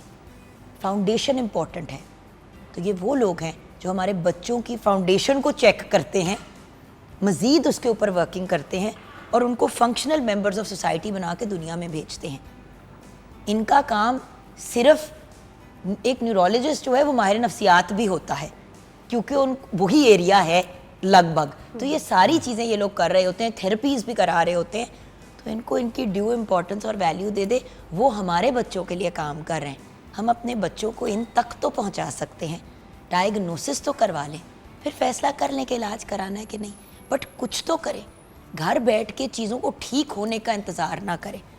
अल्लाह ताला ने भी हमें हुक्म दिया है कि मेहनत करो, उसका फल मैं तुम्हें ज़रूर दूंगा। बेशक। यहाँ पे ब्रेक लेंगे, ब्रेक के बाद जब वापस आएंगे तो बात करेंगे एंगर मैनेजमेंट।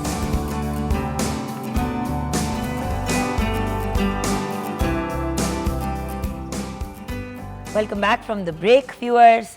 आज हम बात करेंगे गुस्से को काबू या संभालने की, एंगर मैनेजमेंट। भाई हम बड़ा सुनते हैं एंगर मैनेजमेंट, मुझे बड़ा गुस्सा चढ़ता है यार, I need anger management classes और लेसन्स। लेकिन ये गुस्सा है क्या चीज़? जैसे कि शो की शुरुआत में भी मैंने आपसे कहा व्यूअर्स कि गुस्सा भी एक बीमारी की तरह ही है कि जिसको लग गया ना उसको लग गया, लेकिन गुस्सा चढ़ता भी सबको है। मेरा नहीं ख्याल कि दुनिया में कोई ऐसा इंसान है जिसको कभी गुस्सा ना चढ़ाओ किसी भी पॉइंट पे। अब उसने दिखाया हो या ना दिखाया हो वो एक मुख्तलिफ बात है। गुस्से को कैसे डिफ़ाइन करेंगे और गुस्से को संभालना या कंट्रोल करना या मैनेज करना क्या है, आज इससे गाइडेंस लेंगे। लेकिन उससे कहीं बढ़ के इम्पॉर्टेंट चीज़ कि भाई करें क्या। मैं बहुत से ऐसे लोगों को व्यूअर्स जानती हूँ जो गुस्से में फ्रस्ट्रेट होके दूसरों को नुकसान पहुँचाते हैं या अपनी ज़ात को नुकसान पहुँचाते हैं। और वो सिर्फ चीखने धाड़ने की मैं बात नहीं करी, वो अपने आप को जिस्मानी नुकसान भी पहुँचाते हैं। और ये चीज़ एक बहुत ही नेगेटिव चीज़ है। और उसके साथ बहुत से लोग हैं जो अपने आप को ज़हनी नुकसान पहुँचाते हैं, अपनी ज़ात के ऊपर ज़हनी तशद्दुद करते हैं और वो ज़हनी तशद्दुद उनकी ज़िंदगी के हर एस्पेक्ट को मुतासिर करता है। डॉक्टर फिर कहते हैं स्ट्रेस ना लो, तो भाई टेंशनें ले लेके जब अल्लाह माफ़ी दे के ट्यूमर या कैंसर डेवलप हो जाता है तो उधर से तो वापसी नहीं है। एंड व्यूअर्स, अब ये प्रूवन मेडिकल फैक्ट है that anger and stress major contributing factors हैं बीमारियां होने के। और फिर अगर बीमारी कोई सिस्टम में सोई भी है उसको जगा के उसको बर्बाद करने के। ऑटो इम्यून डिजीज़ क्यों ख़राब होती हैं? तो आइए मिलते हैं अपने एक्सपर्ट से। प्रोफेसर डॉक्टर काशिफ फराज अहमद हमारे साथ हैं। अस्सलामु अलैकुम। वालेकुम अस्सलाम। डॉक्टर साहब ऑफ कोर्स माहिर नफ्सियात साइकोलॉजिस्ट हैं। इनके साथ हमें ज्वाइन किया हमारे बहुत ही प्यारे भाई, हमारे बडी, हमारे शो का की रौनक अहमद बिलाल ने। आप माहिर नफ्सियात साइकोलॉजिस्ट तो हैं लेकिन उस्ताद भी हैं। He teaches psychology at the department of applied psychology at a private university as well. अस्सलाम वालेकुम भैया। वालेकुम अस्सलाम। कैसे हैं आप? अल्हम्दुलिल्लाह। तो अब गुस्सा, ये वो वाली बात है कि हम बैठ के बात करें कि खिज क्या होती है, लेकिन खिज से इंसान फिर भी निकल आता है।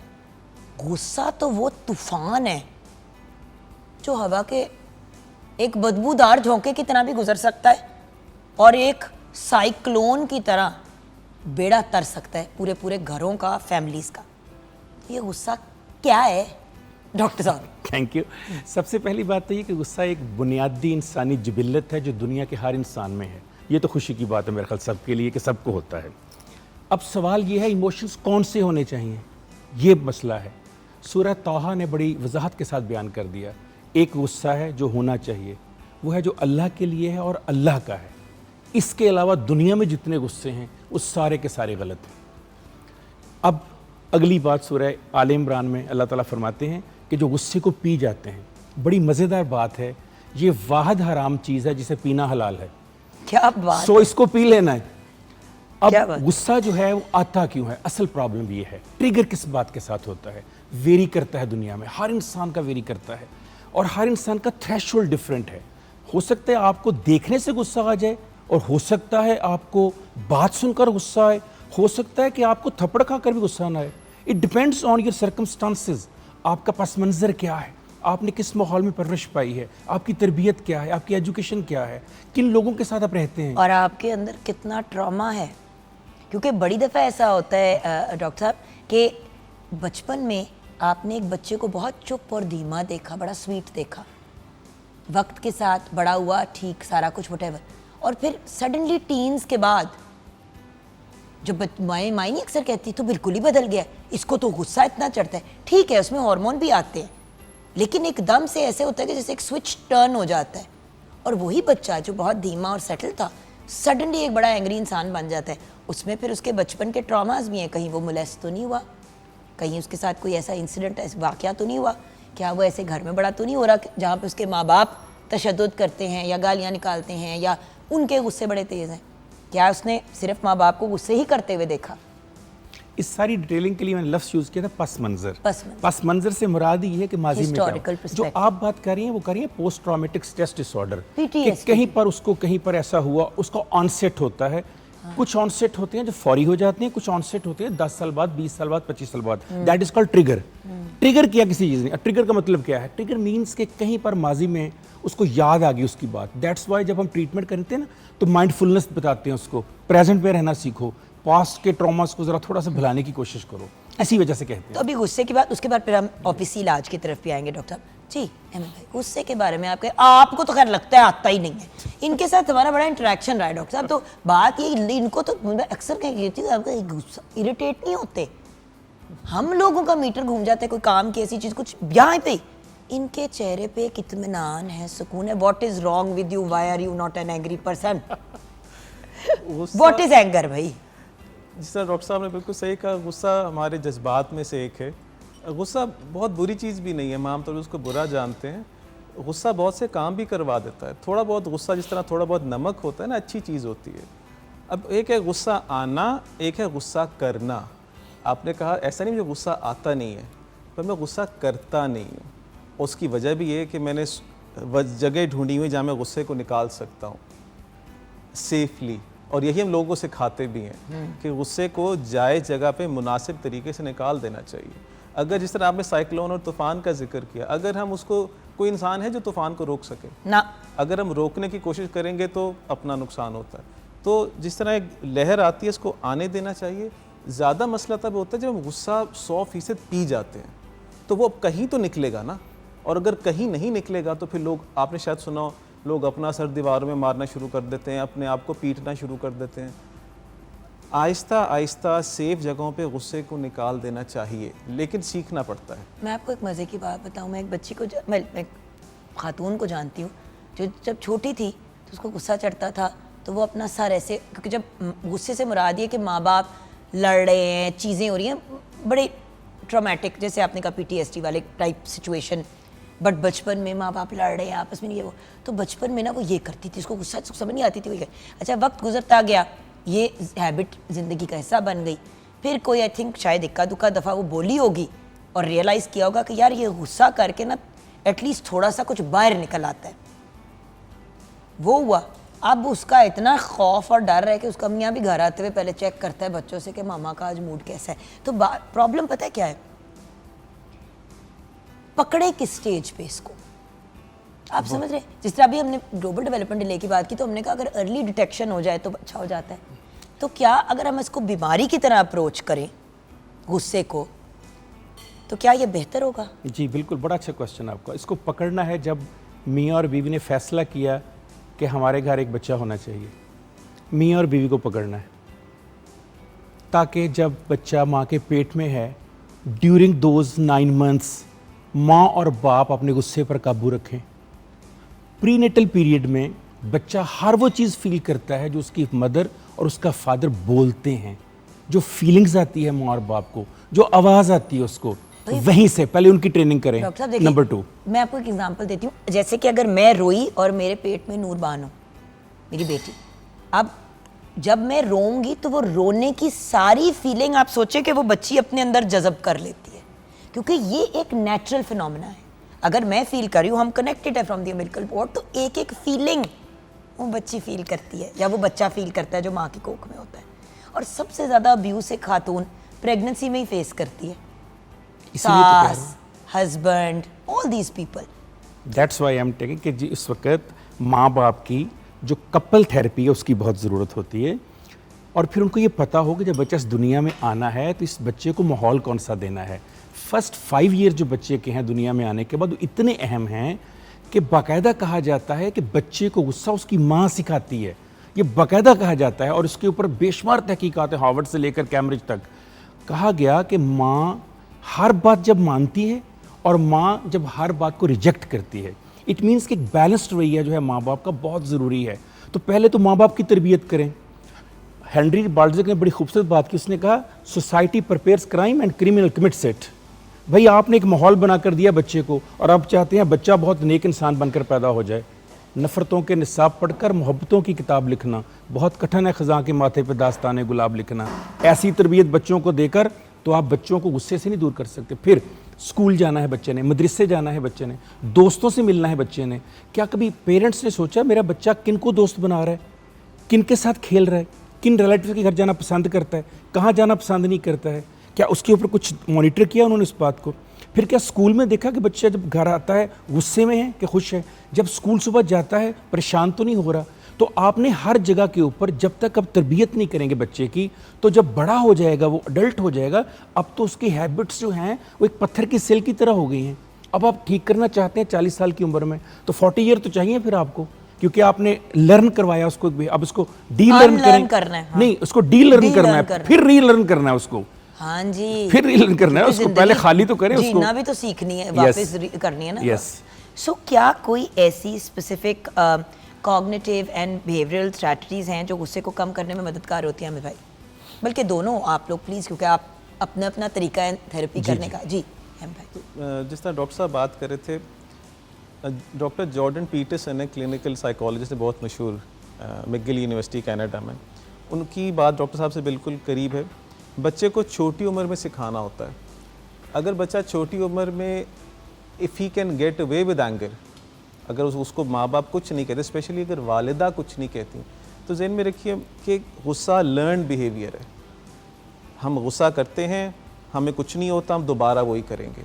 अगर हम गुस्सा करते जाएं और आगे से हमें उसके रास्ते ना मिले कि ये सोशली एक्सेप्टेबल है, जिस तरह कहते हैं भरावा दा हाथ बहुत खुला पैना दे उत्ते, स्टफ लाइक दैट, तो क्यों खुला है? अगर वालिदा वालिद बचपन में उस वक्त रोक देंगे, समझा लेंगे और अगर ज़रूरत पड़ी तो स्नब भी कर लेंगे, तो पता चलता है कि ये एक लर्न बिहेवियर है जिसको आप कंट्रोल कर सकते हैं किसी हद तक। If you let it go तो फिर ये रैम्पेंट बाहर निकल जाता है। बच्चों से स्टार्ट करना बहुत ज़रूरी है। बच्चों को पहले प्यार से समझाया जाता है उनको, क्योंकि logic always wins, logic always trumps fear. आराम से सिखाते हैं बच्चों को, सीख जाते हैं तो वो कौमी धारे में या अपने घर के धारे में आराम से आ सकते हैं। अगर वो वहाँ नहीं सीखते तो फिर उनको दुनिया सिखाती है। और ये बात वालिदैन बारहा बच्चों को बताना भी चाहिए और बताते भी हैं, आई एम श्योर, कि एक होती है बाप की बात या बाप की डांट के आपको रवैया सही हो जाए, भले गुस्सा का ही हो। अगर बाप की बात नहीं समझाएंगे तो ज़माना सिखाएगा, और ज़माना पहले मारता है फिर सिखाता है। तो आमतौर पे जो मारता नहीं, ज़माना मार ही देता है। ऐसा ही है। बड़े ऐसे केसेस होते हैं, आपने सुसाइड के केसेस का जब आप बैक स्टोरी में जाते हो तो अक्सर ऐसा होता है कि ज़िंदगी के साथ कोप करना नहीं उस इंसान ने सीखा और इर्द गिर्द वालों ने भी नहीं नोट किया, और जब अगले की बस हो गई तो उसने कहा कि भाई ना तो कोई देख रहा है ना। देखिए ये वो वाली चीज़ है कि ये एक हम शादियां करते हैं, बच्चे पैदा करते हैं, फैमिलीज बनाते हैं, लेकिन जब मसला होता है तो वो एक इंडिविजुअल का हो जाता है। वो फिर पूरी फैमिली का मसला क्यों नहीं होता? अगर मेरा भाई किसी या मेरी बहन फॉर एग्जांपल किसी मसले में है, तो जब हमें बड़े हुए, सारा कुछ हुआ, वो सब कुछ साथ हुआ, अब वो मसले में है तो सडनली मैं किनारा कशी कर लूँ भाई, देन एज अ फैमिली मिल के हेल्प करो ना। बाहर इसीलिए तो फैमिलीज के लेवल पे पहले इंटरवेंशंस होती थी, फैमिली स्ट्रक्चर्स खत्म हो गए तो वो इंटरवेंशंस के लिए उन्होंने प्रोफेशनल्स रखने शुरू कर दिए। सिंपल सी बात है। ये बहुत अच्छा आपने कहा। देखिए सबसे पहली कोपिंग स्ट्रेटजी ही ये है, that is called find a support system. गम आवन तो नहीं परवाह, गम खार ना बिछड़े। यू नीड अ कंधा।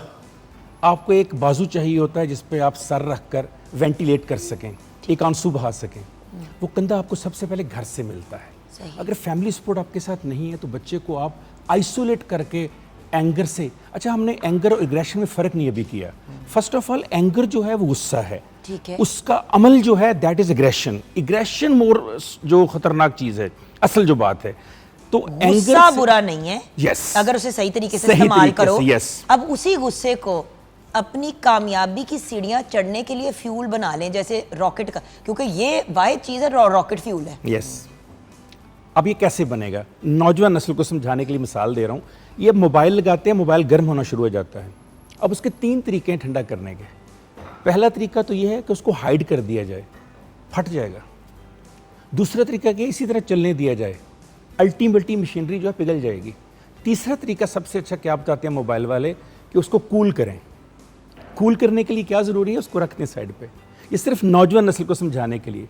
आपका गुस्सा है, अब आपने एक तो निकालना है। अगर निकालेंगे खुद को भी नुकसान, एड्रेनालिन बढ़ता जाएगा, दूसरों का एड्रेनालिन भी बढ़ा देंगे, पूरे माहौल को। अच्छा ये मुतद्दी बीमारी है, जिस जहाँ होगी फैलती जाएगी, मल्टीप्लाई होती जाएगी। प्लस नहीं होती है, मल्टीप्लाई होती है, पूरे माहौल को कर देगा। अगर आप उसको अंदर रखेंगे तो ये आपको तबाह कर देगा, बिकॉज आपका एड्रेनालिन आपके बॉडी पार्ट्स को असरअंदाज करना शुरू कर देगा। अब करना क्या है? कूल करना है, पहला तरीका। द बेस्ट वे, अल्लाह ताला ने ऑक्सीजन के अंदर ये खसूसियत रखी है। गहरे सांस लीजिए, जस्ट 5 डीप ब्रीदिंग, डायफ्रिग्मेटिक ब्रीदिंग, दोनों। 5 सांस सुकून के साथ जिसमें साउंड नहीं आनी चाहिए, 5 वो जिसमें आवाज आनी चाहिए। अगर आप इजाजत दें तो मैं करके दिखा दूं। ये मैं अपना हाथ, मैं वो करने की कोशिश कर रही थी। मैं आप बताता हूँ, ये जो मेरा हाथ है ये सिर्फ आपको बताने के लिए कि जब ऊपर आ रहा है तो मैं सांस इनहेल कर रहा हूँ नेजल के जरिए। जब ये रुक जाएगा इट मीन्स कि मैंने होल्ड कर लिया ऑक्सीजन। जब मैं हाथ को नीचे ला रहा हूँ इट मीन मैं एक्सेल कर रहा हूँ थ्रू माउथ। देखिएगा,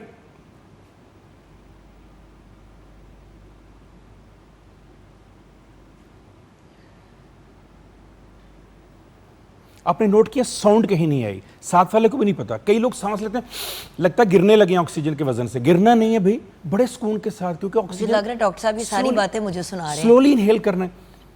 गुस्सा चढ़ता है ना तो बंदा दूसरा सांस लेता है।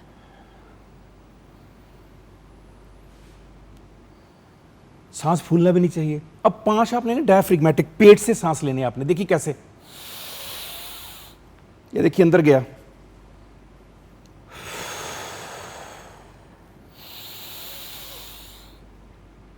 What a lovely feeling. 2 तरीके। तीसरा तरीका है, ये देखिए, मेरे इनको पता था मुझे गुस्सा आएगा, इन्होंने पहले रख लिया। अब ये इसके अंदर बड़ी खसूसियत है। एक बहुत खूबसूरत हदीस है, मैं डॉक्टर मार्था से पढ़ता था, she was my teacher, north Carolina USA की बात है, PhD कर रहा था। वो एथीस्ट थी, मजहब को नहीं मानती थी।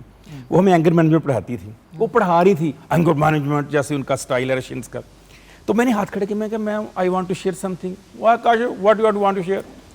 मैंने कहा एक छोटा सा आपको बताता हूँ तरीका गुस्सा। कहते बताओ। मैंने कहा हमें बताया गया गुस्से की हालत में खड़े हैं तो बैठ जाएं, बैठे हैं तो लेट जाएं, लेटे हैं तो उठ के बैठ जाएं, आधा गिलास पानी पी लें। कहा who told you?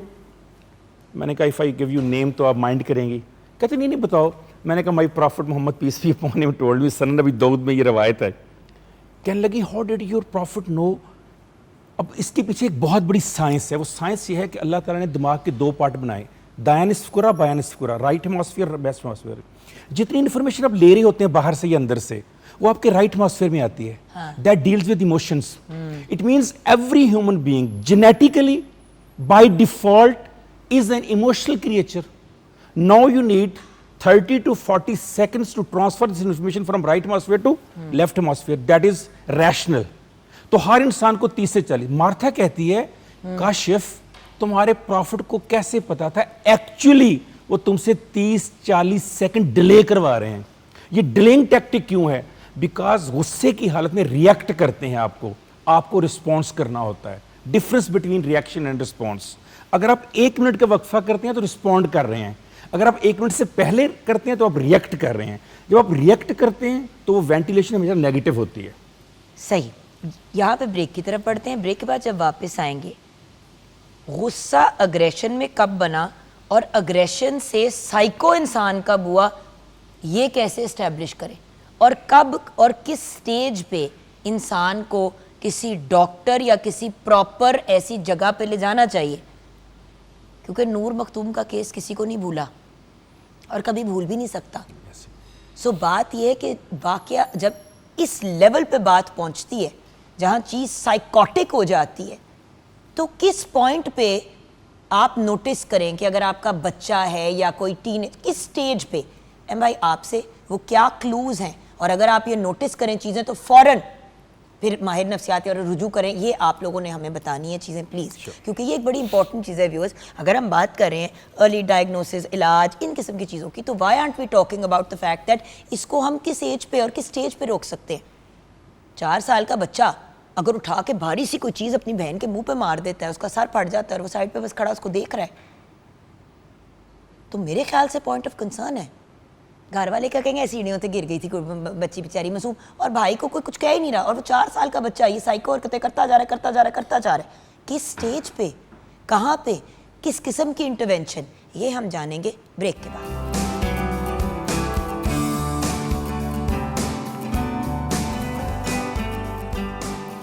Welcome back from the break viewers. और ऑफ कोर्स जब हम इस स्टेज पे पहुंचते हैं तो ये जानना बड़ा ज़रूरी होता है कि खाने की, रोटी के क्या हालात है। अच्छा by the way viewers, anger management की बात करें तो एक चीज़ हैंगरी भी होती है, जो आपको गुस्सा चढ़ रहा होता है क्योंकि आपको भूख लगी हुई है।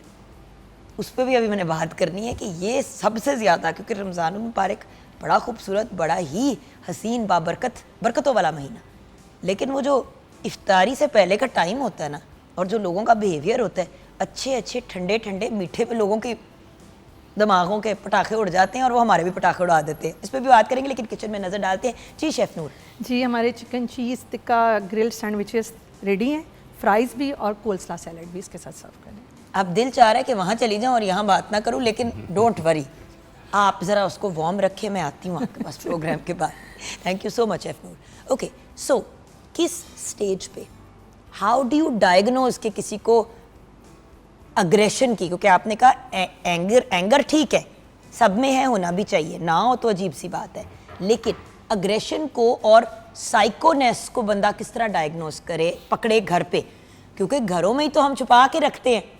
वो जब प्रॉपर साइको बन के बाहर दुनिया में निकलते हैं तो ना घर वाले कुछ कर पाते हैं, ना कोई और कर पाता है। जी, अगर हम बच्चों की बात करें ना, तो आपने कहा ना भाई ने उठा के कुछ चीज़ बहन पे मारी, किसी ने कुछ नहीं कहा, बच्चे ने लर्न कर लिया, उसकी मेमोरी में फीड हो गया कि ये इतना चलेगा, इतना चीख लूँ, इतना धाड़ लूँ, इतना मार लूँ, चलेगा। अगर उसको वहीं रोक लेना कि भाई ऐसा नहीं चलेगा। मिसाल के तौर पे अगर आप बच्चों को, छोटे बच्चों के साथ ना बिहेवियरल टेक्निक्स अप्लाई की जाती है, क्योंकि उनको उनसे रैशनली बात करना मुश्किल होता है। आप ये करेंगे तो ये होगा। उससे पहले भी एक स्टेज आती है कि अच्छे बच्चे ऐसे होते हैं और गंदे बच्चे ऐसे होते हैं। तो अच्छे बच्चे गुस्से का बेजा इजहार नहीं करते, गंदे बच्चे तो ऐसे होते हैं। जो शुरू में ना बच्चों को शौक होता है अच्छा बच्चा बनने का, उससे फिर अगली स्टेज होती है गिव एंड टेक। बेटा आप ये करेंगे, अगर वो गलत काम है तो फिर आपकी ये पर्क्स एंड प्रिविलेजेस PS5 आपसे ले लिया जाएगा, ग्रेड्स नीचे हो जाएंगे, कुछ और हो जाएगा। कॉन्सिक्वेंसेस सिखाते हैं। अक्सर बच्चे कॉन्सिक्वेंसेस के दायरे में रहते हैं। उससे भी फिर अगली बात जाते हैं तो फिर पनिशमेंट की बात आती है, पॉजिटिव नेगेटिव पनिशमेंट। और ज़रूरी नहीं पनिशमेंट वही वाली है जो हमारे यहाँ होती है, पनिशमेंट और तरह की भी हो सकती है। अब ज़रा बच्चे बड़े होते हैं तो और एक चीज़ सिखाई जाती है कि भाई अगर आपका ये गुस्सा और टैंट्रम्स चलते रहेंगे तो कोई आपसे दोस्ती नहीं करेगा, फिर आप अकेले हो जाएंगे, आइसोलेशन में चले जाएंगे। क्योंकि सड़ू और गुस्से वाले आदमी से कोई भी दोस्ती नहीं करना चाहता, ख्वाह वो मर्द हो ख्वाह वो औरत हो। तो धारे के अंदर रहने के लिए, ताकि आप अकेले ना हो जाएं, आपको अपने एंगर को मैनेज करना सीखना होता है। तो पहला स्टेप तो बच्चा खुद ही लेता है।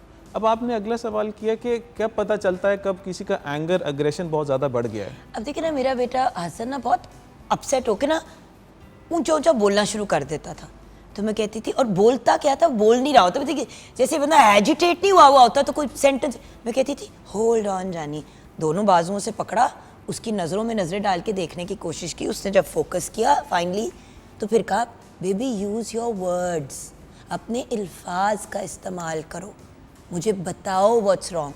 मुझे तो लगता है बच्चों से अगर हम बात ही कर लें कि जैसे वो इंसान है, ना कि वो कोई पेट्स हैं जो हमने घर में रखे हुए अपनी एंटरटेनमेंट के लिए, अगर बच्चों से इंसानों की तरह बात करें, खिलौनों की तरह नहीं, तो समझ जाते हैं भाई। बच्चे तो बड़े आला हैं, उनकी हमारे से तो सर सीखने की कैपेसिटी कई गुना ज़्यादा है, लेकिन घर में बच्चा साइको है, ये किस तरह पता चलेगा?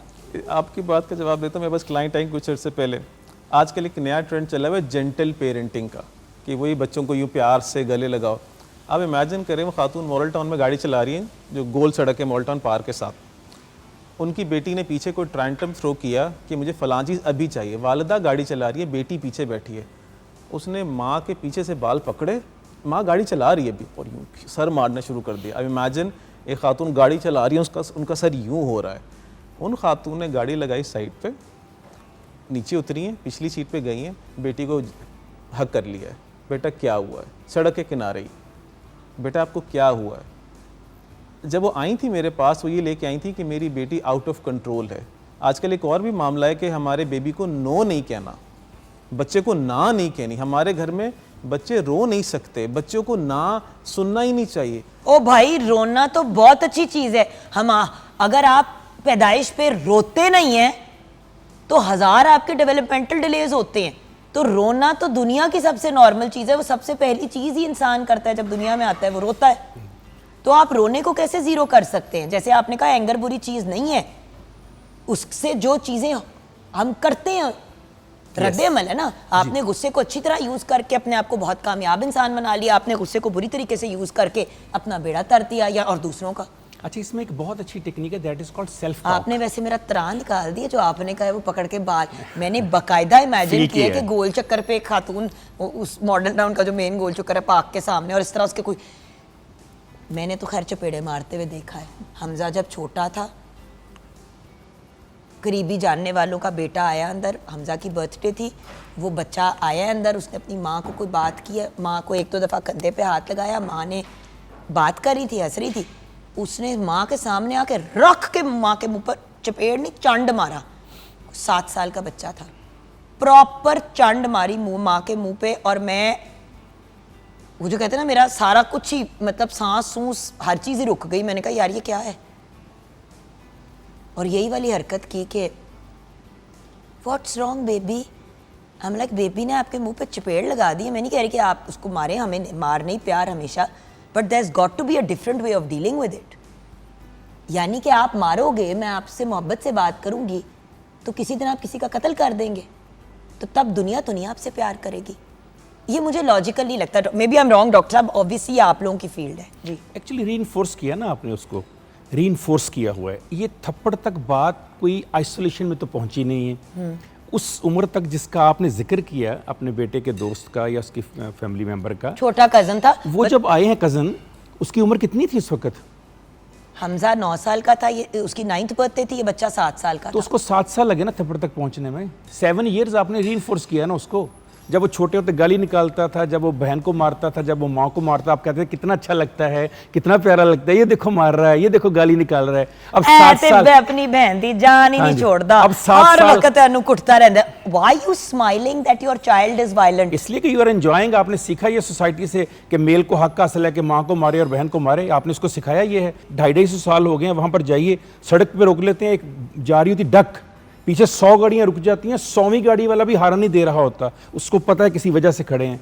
यहाँ आप रात को देखिए, साथ हमसाए वाला 2:30 बजे आकर हार्न रख के खड़ा हो जाता है, उसको सेंस नहीं है कि ये सिखाया आपने सोसाइटी ने। अब करना क्या था यहाँ, जो आपने अभी बात की, सबसे पहले काम ये करना था, बच्चे से डायलॉग करना था आपने। अब सिर्फ आपने भी कहा कि मैं अपनी बेटे से कहा कि बोलो, बच्चों को सिखाएं बेटा गुस्से में हो सकता है मैं हर जगह नहीं हूँ, सेल्फ टॉक करो। Self talk is the best treatment at that time. Self talk, खुद से ऊंची आवाज में बात करो, कि अपने आप से बात यस करो। अपने आप से बात करो, अपने आप से मुखातब हो। काशिफ, व्हाट्स गोइंग ऑन, क्या हुआ है, तुम अपने एड्रेनलिन इतना क्यों बढ़ा रहे हो, इससे किसी का क्या बिगड़ेगा, मुआशरा सारा ठीक कर लोगे तुम, इज इट योर रिस्पांसिबिलिटी? सवाल है, खुद से क्योंकि बात देखिए करें। मुझे गुस्सा बहुत ज़्यादा चढ़ता है, इसलिए मैं जानना चाहती हूँ, मैं अपने पॉइंट ऑफ व्यू से भी गाइडेंस लेना चाह रही हूँ। सॉरी, थोड़ा जी, जी। नाजायज़ फ़ायदा उठा रही हूँ अपनी पोजीशन का। क्या मैं ये सेल्फ टॉक शीशे के सामने भी कर सकती हूँ? शीशे के सामने, मोबाइल के क्योंकि सामने, सीधी बात है, तो सबके सामने खड़े होके जुगन तुम्हें क्या प्रॉब्लम है, तो लोग तो नहीं मुझे नहीं देख के किसी के सामने हंसेंगे। नहीं, शीशे के सामने सबसे खूबसूरत चीज़ मोबाइल है आपका। ज़रा उसमें रिकॉर्डिंग कीजिए इस टाइम अपनी, और बाद में उसको देख के कहिए जुगन कैसी लग रही थी जब गुस्से में बोल रही थी, इसके फेशियल एक्सप्रेशन कैसे थे, आईबॉल कॉन्टैक्ट कैसा था, इसका रंग कैसा था, इसकी हार्ट बीट कैसी थी। आपको अंदाज़ा होगा कि आप कितनी अजीबोगरीब लग रही थी उस साल। That is not your natural life, ये आप नहीं हैं, ये आपको समझाएं खुद को भैया रिकॉर्ड कोई करके। भी इंसान इस दुनिया में गुस्से की हालत में खुश नहीं रह सकता। जब आप गुस्से में होते हैं और वो गुस्सा अग्रेसिव हो जाता है, आपकी, मैं हमेशा ही कहती हूँ, मुझे ऐसे लगता है कि हर बार जब मुझे गुस्सा लगता है ना, मेरे रूह का एक हिस्सा मर जाता है। मुझे गुस्सा, अग्रेशन इतनी एग्जॉस्टिंग चीज़ है, कंधे रह जाते हैं, आपसे बात नहीं होती, दिमाग शां करता है। बिकॉज मुझे गुस्से का प्रॉब्लम, मैंने हमेशा ये बात भी इसके साथ शेयर की, क्योंकि मेरे पास्ट ट्रॉमा, PTSD तो है ही है, मुझे definitely post traumatic stress disorder है। डायग्नोसिस भी मैंने अपने करवाए हैं, चेकअप्स भी करवाए हैं। मैं तो आपको पता है, अल्लाह का शुक्र है इस फील्ड में हूँ तो बच बचाव थोड़ा हो गया, लेकिन अभी भी कभी कभी इतना गुस्सा चढ़ता है कि बंदा अपने आप को कुछ ना कुछ कर दे, फिर अपने आप को काम डाउन करना। तो ये सेल्फ टॉक क्या इसमें हेल्प करती है? बहुत ज़्यादा हेल्प करती है, सेल्फ टॉक भी करती है इसमें हेल्प। उसके बाद आप नो कहना सीखें चीज़ों को, नो कहना चीज़ें सीखें। नो कहने को मैं नो कह सकती हूँ, नो कहना नहीं छोड़ सीखना पड़ता नो है। नहीं सीख सकती भाई। इसलिए कि आपने यस कहना सीखा है। डॉक्टर वर्नन कॉलमैन कहते हैं अगर तुम्हारा दिमाग तुम्हें बीमार कर सकता है, यही ब्रेन तुम्हें ठीक भी कर सकता है। जानते हैं माचिस के ऊपर आग क्यों लगती है? माचिस की तीली के ऊपर, क्योंकि उसका हेड है, ब्रेन नहीं है। अगर आपके अंदर इतनी आग है, इसका मतलब है हेड है, ब्रेन नहीं है। अल्लाह ने हेड के अंदर एक ब्रेन दिया हुआ है, you are not using that brain at that time. Wasif साहब के बंदा आकर कहता है देखें पाकिस्तान का क्या हाल हो गया, देखें बात ट्रैफिक का क्या हाल हो गया, देखें गवर्नमेंट का क्या हाल हो गया। वासिफ साहब चुप करके बैठे कहते हैं पाकिस्तान का हाल तू किता? कहता है नहीं, तू ठीक कर सकता? कहते नहीं, कहते फिर चाह पी बैठ। मेरा मतलब है ये दुनिया पूरी को ठीक करने की जिम्मेदारी आपकी और मेरी है। लेकिन लेकिन लेकिन लेकिन लेकिन यहाँ पे भाई आपके पास आऊँगी, हमने एक तो पहले भी बात की थी कि ख़वातीन पे हमारे मुल्क में बहुत प्रेशर है भैया, आप भी मानेंगे ये। और ये मैं कोई मेल को पुट डाउन नहीं कर रही, देखिए मर्दों के अलहदा मसाइल है, उन बेचारों पे कंसिस्टेंट प्रेशर है कि तूने परफॉर्म करना है, आउट परफॉर्म करना है, और कमाओ और घर को देखो और एक लाइफस्टाइल मेंटेन करो।